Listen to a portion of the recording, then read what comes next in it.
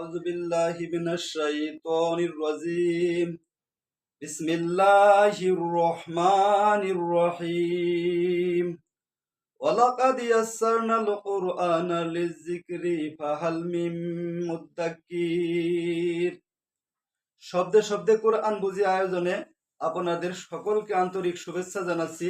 আমি মোহাম্মদ মোশাররফ হোসেন। আজ আমরা সূরা ফাতিহার প্রতিটি শব্দের অর্থ এবং এর গ্রামাটিক্যাল বিশ্লেষণ সম্পর্কে আলোচনা করব ইনশাআল্লাহ। ওমা তৌফিকু ইল্লা বিল্লাহ আলাইহি তাওয়াক্কালতু ওয়া ইলাইহি উনীব। আল্লাহুম্মা সাল্লি আলা মুহাম্মদ আল্লাহুম্মা বারিক আলা মুহাম্মদ। রব্বি জিদনি ইলমা রব্বি জিদনি ইলমা রব্বি ইশরাহ লি সাদরি ওয়া ইয়াসসির লি আমরি ওয়াহলুল উকদাতাম মিন লিসানি ইয়াফকাহু কওলি। তাহলে আলোচনা শুরু করা যাক। বোর্ডে লক্ষ্য করুন, আমি আগেই লিখে রেখেছি সূরাতুল ফাতিহা। সূরাতুল ফাতিহার মোট আয়াত হচ্ছে 60টি। তার মধ্যে প্রথম আয়াতটি হচ্ছে আলহামদুলিল্লাহি রাব্বিল আলামিন। আলহামদু, প্রথম শব্দটি হচ্ছে আলহামদু। আলহামদু এই শব্দটা আমরা বিশ্লেষণ করব। আলহামদু আলহামদু শব্দটি এসেছে হামদুন। এখানে মূল শব্দটি হচ্ছে হামদুন। হামদুন এর পূর্বে আলিফ লাম যুক্ত হয়ে শব্দটি মারিফা বা নির্দিষ্ট হয়েছে। হামদুন শব্দটি এসেছে আরবি একটি ভার্ব হচ্ছে হামিদা। হামিদা মানে প্রশংসা করা। হামিদা মানে প্রশংসা করা। এর একটি ইসিম বা নাউন হচ্ছে হামদুন। হামদুন মানে প্রশংসা, কিন্তু এর পূর্বে আলিফ লাম যুক্ত আছে। সাধারণত কোন ইসিমের পূর্বে যদি আলিফ লাম ব্যবহৃত হয় তাহলে সেই শব্দটা মারিফা বা নির্দিষ্ট হয়ে যায়। ইংরেজিতে যেমন আর্টিকেল আছে এ এন ডি, আরবিতেও এরকম আর্টিকেল আছে। ইংরেজিতে যেমন আর্টিকেল দুই প্রকার, ডেফিনিট আর্টিকেল এবং ইনডেফিনিট আর্টিকেল। সাধারণত এ এন কে বলে ইনডেফিনিট আর্টিকেল এবং দি কে বলে ডেফিনিট আর্টিকেল, মানে কোনো কিছু নির্দিষ্ট করে বোঝাতে ব্যবহৃত হয় দি। যেমন এ বুক, একটি বই, কিন্তু এটাকে যদি বলা যায় যে বইটি, তাহলে এর আগে দি ব্যবহৃত দা বুক। আ বয়, একজন বালক, কিন্তু আমরা যদি এটাকে ইংরেজিতে নির্দিষ্ট করে বোঝাতে চাই যেমন বালকটি, তাহলে হবে দা বয়। ইংরেজি আরবিতেও এরকম আর্টিকেল দুই প্রকার, একটা হচ্ছে নাকেরা অনির্দিষ্ট, আর একটা হচ্ছে মারিফা নির্দিষ্ট। সাধারণত একটি একজন, এই একটি একজন অর্থ প্রকাশের ক্ষেত্রে যে ইসিমগুলো ব্যবহৃত হয় এগুলো হচ্ছে নাকেরা। নাকেরা মানে অনির্দিষ্ট। নাকেরা সর্বদাই তানবিন যুক্ত এবং আলিফ লাম মুক্ত হয়। নাকেরা শব্দগুলো সর্বদাই তানবিন যুক্ত, দুই জবর দুই জের দুই পেশ হয় এবং আলিফ লাম মুক্ত হয়। যেমন অলাদুন, একজন ছেলে, কিতাবুন, একটি বই, বাইতুন, একটি ঘর, ইত্যাদি। কিন্তু এই শব্দগুলোকে যদি আমরা মারেফা করতে চাই, নির্দিষ্ট করতে চাই, তাহলে এর আগে একটি আলিফ লাম বসাতে হবে। আর আলিফ লাম ব্যবহৃত হলে শেষের দুই পেশের মধ্যে একটি পেশ কমে যাবে, একটি পেশ ব্যবহৃত হবে। যেমন অলাদুন, একজন ছেলে, এটাকে যদি আমরা নির্দিষ্ট করতে চাই ছেলেটি, তাহলে আমাদের করতে হবে আল অলাদু, আল অলাদু, আল অলাদু, ছেলেটি। তেমনি কিতাবুন, একটি বই। এখন যদি এটাকে আমরা নির্দিষ্ট করতে চাই তাহলে প্রথমে আলিফ লাম ব্যবহার করতে হবে এবং শেষে একটি পেশ অমিট হয়ে যাবে, কমে যাবে। যেমন কিতাবুন, একটি বই, আল কিতাবু, বইটি। ঠিক হামদুন একটি প্রশংসা, কিন্তু এর পূর্বে আলিফ লাম ব্যবহৃত হয়ে শব্দটি মারিফা বা নির্দিষ্ট হয়েছে। আলিফ লাম কিছু কিছু ক্ষেত্রে সমুদয় বা সমগ্র অর্থ প্রকাশ করে। আলিফ লাম মাঝে মাঝে সমুদয় এবং সমস্ত অর্থ প্রকাশ করে। এখানে সমুদয় বা আলিফ লাম সমুদয় বা সমস্ত অর্থ প্রকাশ করেছে। আলহামদু, সমস্ত প্রশংসা। এরপরে শব্দটি হচ্ছে লিল্লাহি। লিল্লাহি, এখানে দুটি শব্দ আছে, একটি হচ্ছে লি, একটি হচ্ছে আরেকটি হচ্ছে আল্লাহু। আল্লাহু, আল্লাহু। লি, এটা হচ্ছে একটি হরফে জার, এর অর্থ হচ্ছে জন্য। লি মানে জন্য, এটা একটা হরফে জার। হরফে জার কি? ইংরেজিতে যেমন প্রিপোজিশন আছে in, in, at, to, by, with, আরবিতেও এরকম প্রিপোজিশন আছে। আরবিতে প্রিপোজিশনকে বলা হয় হরফে জার। আরবিতে প্রিপোজিশনকে বলা হয় হরফে জার। এরকম 17টি হরফে জার আছে। তার মধ্যে একটি হচ্ছে এই যে লি। লি মানে জন্য, লি মানে জন্য। আর হরফে জারগুলো যে ইসিম বা নাউনের পূর্বে বসে সেই ইসিমের শেষে জের চলে আসে, এটা হরফে জারের একটি বৈশিষ্ট্য। যে শব্দের পূর্বে হরফে জার ব্যবহৃত হবে সেই শব্দের পেশ চেঞ্জ হয়ে পেশ পরিবর্তিত হয়ে জের হবে। তাহলে লিজুক আল্লাহু সমান সমান লিল্লাহি। এই যে পেশ পেশটা চেঞ্জ হয়ে এখানে জের হয়ে গেছে, এটা হরফে জারের একটা বৈশিষ্ট্য। তাহলে লিল্লাহি আল্লাহর জন্য, লিল্লাহি আল্লাহর জন্য। তাহলে আলহামদু সমস্ত প্রশংসা লিল্লাহি আল্লাহর জন্য। এরপরে শব্দটা হচ্ছে রব্বি। রব্বি, রব্বি শব্দটা যদি আমরা বিশ্লেষণ করি, আরবি একটি ভার্ব হচ্ছে রব্বা। রব্বা মানে লালন পালন করা। রব্বা মানে লালন পালন করা, প্রভু হওয়া, কর্তৃত্ব করা, বিধান দেওয়া ইত্যাদি এই জাতীয় অর্থগুলো আসবে। আর এই রব্বার একটা ইসিম বা নাউন হচ্ছে রব্বুন। রব্বুন মানে প্রতিপালক, যিনি লালন পালন করেন, বা প্রভু, বা কর্তৃত্বশীল, আইনদাতা, বিধানদাতা এই জাতীয় অর্থগুলো আসবে। এখানে রব্বুন না হয়ে রব্বি হয়েছে, কারণ এই যে এই শব্দটি হচ্ছে এই যে লি লি বসার কারণে, যে লি এখানে লি এর প্রভাব এখানেও আছে। এই যে লিল্লাহি যেমন জের হয়েছে, এই যে লি এর প্রভাবটা রব্বির মধ্যেও আছে। রব্বি, রব্বি, রব্বি মানে রবের, রব্বি মানে রবের। এখানে আরেকটা নিয়ম, আরেকটা গ্রামার আসছে, সেটা হচ্ছে মুদাফ এবং মুদাফ ইলাই। এই মুদাফ এবং মুদাফ ইলাই এবং নাকেরা মারেফার কথা যেটা বললাম, এগুলো সম্পর্কে আমার ইউটিউবে আল ফুরকান মিডিয়া, www.alfurqanmedia আমার এই চ্যানেলে এই মারেফা, নাকেরা, তারপরে মুদাফ, মুদাফ ইলাই, এই কোরআনিক যে গ্রামারগুলো, প্রয়োজনীয় যে কোরআনিক গ্রামারগুলো, এগুলো সম্পর্কে আমার ক্লাস আছে। যারা আগ্রহী তারা দেখে নিতে পারেন। যে মুদাফ, মুদাফ ইলাই আসছে, তারপর যে মারেফা, নাকেরা এগুলো সম্পর্কে আছে। আরবি জিন্স, ওই লিঙ্গ, এগুলো সম্পর্কে ক্লাস আছে। যার ফলে আমরা এখন ওইদিকে না যাই। এখানে যে আলোচনাটি এসেছে, গ্রামারটি এসেছে, সেটা হচ্ছে মুদাফ, মুদাফ ইলাই। সংক্ষিপ্তভাবে বলছি, মুদাফ এবং মুদাফ ইলাই হচ্ছে দুটি ইসিম বা নাউন যখন পাশাপাশি বসে একসাথে, দুটি ইসিমের আলোচনা, দুটি নাউনের আলোচনা। মুদাফ, মুদাফ ইলাই ইলাই মানে দুটি নাউনের আলোচনা। একসাথে দুটি ইসিম বা নাউন ব্যবহৃত হবে। একটা হবে অন্তস্থ র বা এর, ষষ্ঠী বিভক্তি র বা এর যুক্ত। একটা শেষে থাকবে র বা এর যুক্ত, এর আগের শব্দটা থাকবে র বা এর মুক্ত। তাহলে যে শব্দটার শেষে র বা এর যুক্ত থাকে এটাকে বলা হয় মুদাফ ইলাই। আর যে শব্দটির পূর্বে অন্তস্থ র বা র থাকে না, এটা হবে মুদাফ। এটা হচ্ছে মুদাফ। যেমন আমরা যদি একটু লিখে বোঝাই,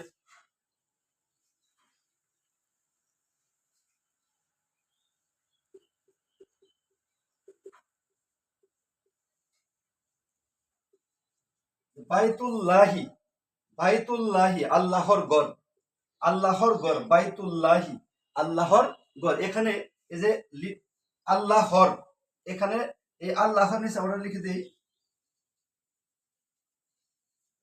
আল্লাহর গড়। এই যে আল্লাহর পরে র আছে, এই যে র, আল্লাহর, কিন্তু গড়ের পরে র বা এর নেই। তাই এখানে আল্লাহর হচ্ছে মুদাফ ইলাই আর গড়টা হচ্ছে মুদাফ। সাধারণত মুদাফ তানবিন মুক্ত এবং আলিফ লাম মুক্ত হয়। মুদাফে কখনো তানবিন হয় না এবং আলিফ লামও হয় না। কিন্তু মুদাফ ইলাই সর্বদাই জের যুক্ত হবে। মুদাফ ইলাইটা সবসময় জের যুক্ত হবে এবং এর পূর্বে আলিফ লাম বসতেও পারে। তাহলে এখানে যে গ্রামারটি এসেছে, এখানে গ্রামারটি হচ্ছে রব্বি, কিন্তু এখানে আমরা দেখছি রব্বু না হয়ে রব্বি হয়েছে, কারণ যে পূর্বে এই যে লি আছে, লি এর প্রভাবটা এখানে ব্যবহৃত হয়েছে রব। তাহলে রব্বি, রবের, রব্বি মানে রবের, আমরা এখানে এটা বলতে পারি রব্বি, রবের। এরপরে শব্দটি হচ্ছে আল আলামিন, আল আলামিনা, আল আলামিনা। আরবি একটি নাউন হচ্ছে আলামুন, আলামুন, এই যে আলামুন, এই আলামুন মানে জগৎ, আলামুন মানে জগৎ, ওয়ার্ল্ড। ইংরেজি যেমন ওয়ার্ল্ড বলি আমরা, এরকম আলামুন মানে জগৎ। এর এক এটা হচ্ছে এক বচন। আলামুন আলামুন এটা হচ্ছে জগৎ, এক বচন। এর বহু বচন হচ্ছে আলামুনা আলামুনা আলামুনা, মানে জগৎ সমূহ, যত জগৎ আছে, যেমন এই মানুষ জগৎ, প্রাণী জগৎ, পরজগৎ, ইহজগৎ, সৌরজগৎ, যত জগৎ আছে সমস্ত জগতের তিনি রব। তাহলে রব্বিল আলামিন জগৎ সমূহে রব, জগৎ সমূহে রব, মানে জগৎ যত জগৎ আছে সকল জগতের তিনি সৃষ্টিকর্তা, লালনকর্তা, পালনকর্তা, এবং সকল জগতে শুধু তার কর্তৃত্বই চলে। তাহলে রব্বিল আলামিন মানে জগৎ সমূহে রব। কিন্তু এখানে আলামুনা না হয়ে আলামিনা হয়েছে, কারণ কোন বহু বচন যদি মুদাফ ইলাই হয়, কোন বহু বচন যদি মুদাফ ইলাই হয়, তাহলে উনা না হয়ে ইনা হয়। ওই বহু বচনের শেষে উনা না হয়ে ইনা হয়। যেমন এখানে যে এটা যেহেতু রব্বি যেহেতু মুদাফ, আর এটা হচ্ছে মুদাফ ইলাই, মুদাফ ইলাই, সেই জন্য এটা আলামুনা না হয়ে আলামিনা হয়েছে, কারণ এটা মুদাফ ইলাই। মুদাফ ইলাই যদি বহু বচন হয় তাহলে এটা উনা না হয়ে ইনা হয়। তাহলে রব্বিল আলামিন মানে জগৎ সমূহে রব, যত জগৎ আছে সমস্ত জগতের রব। এখন পুরো আয়াতটার এখন আমরা অর্থ করি। আলহামদু সমস্ত প্রশংসা, আলহামদু সমস্ত প্রশংসা। এটা আমরা কথাবার্তা বলি, কাউকে যখন আমরা জিজ্ঞেস করছি ভাই কেমন আছেন, তখন আমরা আমাদের উত্তরে এটা বলছো আলহামদুলিল্লাহ। আলহামদুলিল্লাহ মানে কি? আলহামদু সমস্ত প্রশংসা, লিল্লাহি আল্লাহর জন্য। তাহলে আলহামদু সমস্ত প্রশংসা, লিল্লাহি আল্লাহর জন্য। তারপরে রব্বিল আলামিন জগৎ সমূহের প্রতিপালক বা জগৎ সমূহের রব। তাহলে সমস্ত প্রশংসা আল্লাহর জন্য, যিনি জগৎ সমূহের রব বা প্রতিপালক। এরপরের আয়াতটি হচ্ছে আর রহমানির রহিম। আর রহমান, আর রহমান শব্দটা আমরা একটু বিশ্লেষণ করি। আর রহমান এটা মূল হচ্ছে রহমানুন, রহমানুন, রহমানুন শব্দটি এসেছে মূল শব্দ রহিমা থেকে।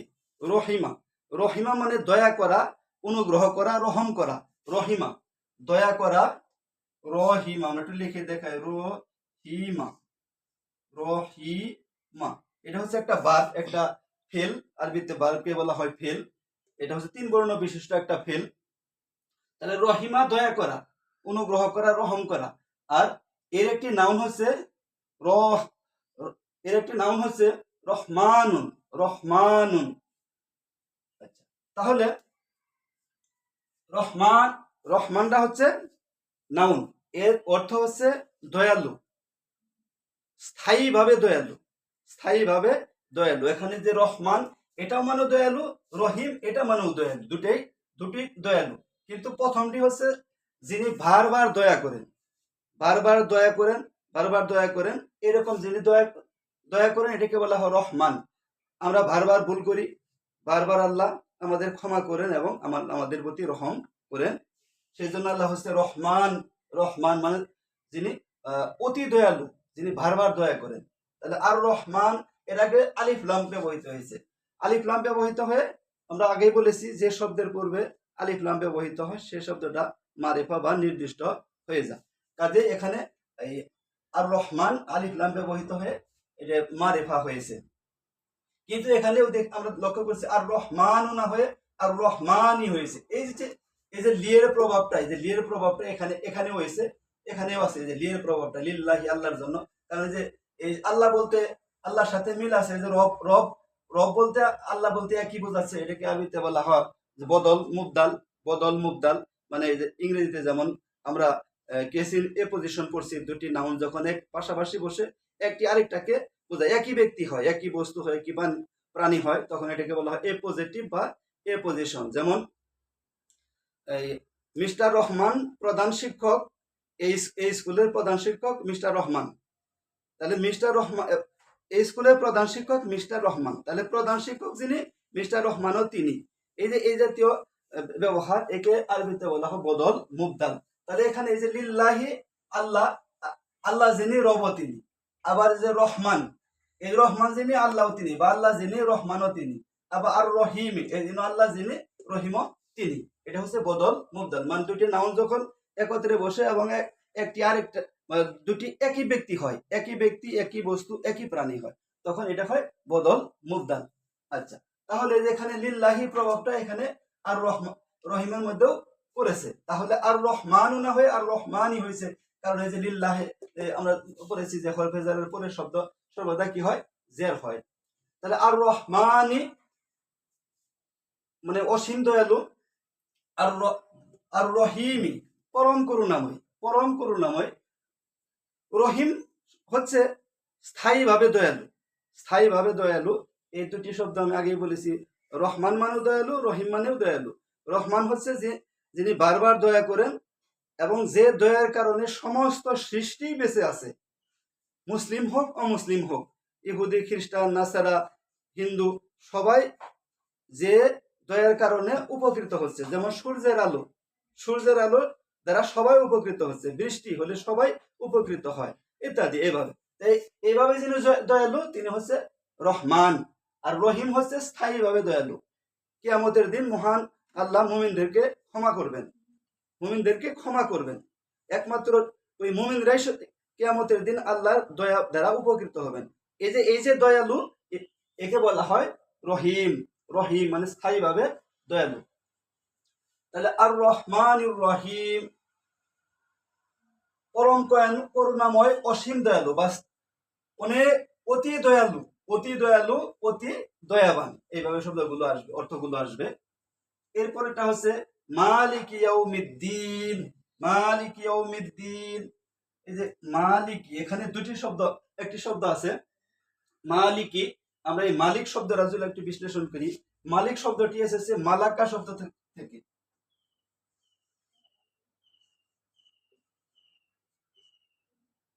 এই মালাকা, মালাকা এটা একটি ভার্ব, একটি ফেল। এর অর্থ হচ্ছে অধিকারী হওয়া, সক্ষম হওয়া, অধিকারী হওয়া, সক্ষম হওয়া, মালিক হওয়া। এই মালাকা শব্দ হচ্ছে অধিকারী হওয়া, মালিক হওয়া। মালাকা ইয়ামলিকু, মালাকা ইয়ামলিকু, ওই দরাবা ইয়াদরিবু গ্রুপের ওই ভাবের, দরাবা ইয়াদরিবু ভাবের। তাহলে মালাকা ইয়ামলিকু, এই মালাকা হচ্ছে কি, এটা হচ্ছে একটা ফেল বা ভার্ব।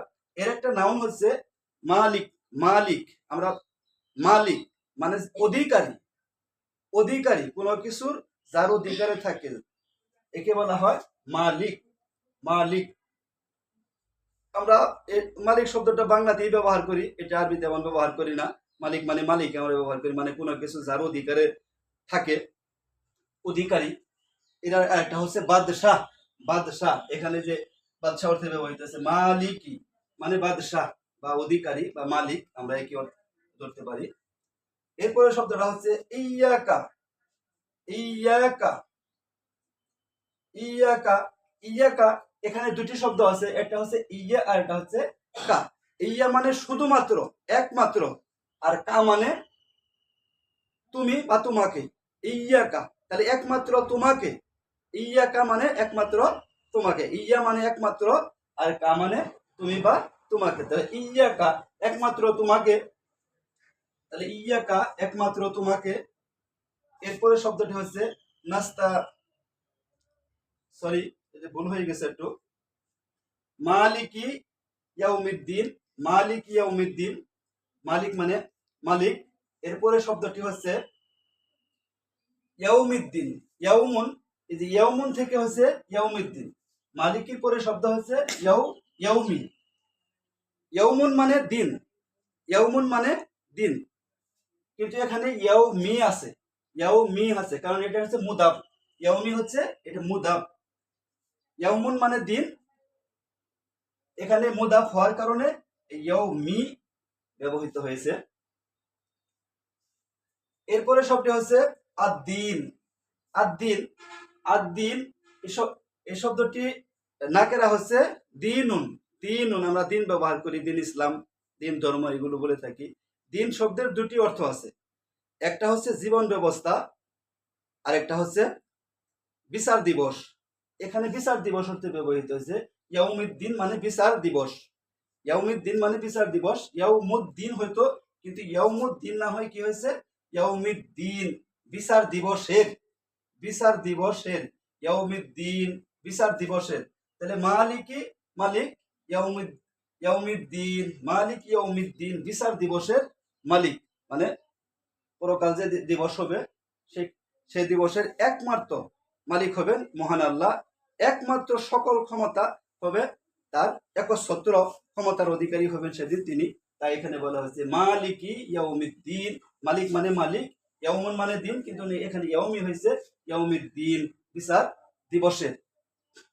এরপরে সব আয়াতটি হচ্ছে ইয়াকা না'বুদু ও ইয়াকা নাস্তাঈন। ইয়াকা, এই যে ইয়াকা শব্দটা লক্ষ্য করুন, এখানে দুটি শব্দ আছে, একটা হচ্ছে ইয়া আর এটা হচ্ছে কা। একটা হলো ইয়া, ইয়া যোগ কা, ইয়াকা। ইয়া ইয়া ইয়া মানে শুধুমাত্র, একমাত্র, আর কা মানে তোমাকে, কা মানে তোমাকে। তাহলে ইয়াকা একমাত্র তোমাকে, একমাত্র তোমাকে, এটা জোর দেওয়ার ক্ষেত্রে ব্যবহৃত হয়। যখন কোনো বাক্যে কোনো কিছুকে জোর দেওয়া হয় তখন এই যে ইয়াটাকে শব্দের প্রথমে ব্যবহার করতে হয়। এটা ওটা অবজেক্ট ছিল, এটা অবজেক্ট ছিল, কিন্তু এটা হয়তো এরকম না আবুদু ইয়াকা, না আবুদুকা, এটা ব্যবহৃত জোর না থাকে তাহলে না আবুদুকা, আমরা তোমাকে ইবাদত করি। কিন্তু জোর দেওয়ার কারণে একমাত্র তোমাকেই, আর কারণ না, একমাত্র তোমাকেই, এই যে জোর, সেজন্য ইয়াকা আগে আগে ব্যবহার করা হয়েছে। তাহলে ইয়াকা একমাত্র তোমাকেই, একমাত্র তোমাকেই।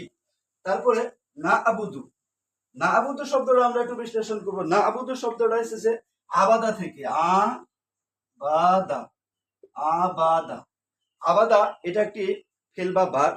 এর অর্থ হচ্ছে ইবাদত করা, উপাসনা করা। আবাদা ইয়া আবুদু ভাবে নাসারা ইয়ানসুরু, আবাদা ইয়া আবুদু মানে ইবাদত করা। তাহলে ইয়া আবুদু সে ইবাদত করে বা করবে, ইয়া আবুদু না তারা ইবাদত করে বা করবে, তা আবুদু তুমি ইবাদত করো বা করবে, তা আবুদু না তোমরা ইবাদত করো বা করবে, আবুদু আমি ইবাদত করি বা করব, না আবুদু আমরা ইবাদত করি বা করব।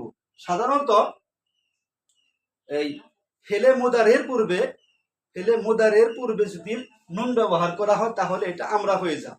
আবুদু হামজা আলিফ ব্যবহার করলে হবে আমি, আর নুন ব্যবহার করলে হবে আমরা। তাহলে ইয়া আবুদু ইয়া ব্যবহার করলে হয় সে বা তারা, সে বা তারা দিয়ে অর্থ করবা ছেড়ে দিতে হবে ইয়া, যেমন সে ইবাদত করে, তাহলে ইয়া আবুদু সে ইবাদত করে। এখন যদি তুমি কথা বলি তুমি, তাহলে তুমি যখন হবে তুমি, তুমি অর্থ প্রকাশ করবা চাইলে তখন তা দিতে হবে, তা আবুদু তুমি ইবাদত করো বা করবে।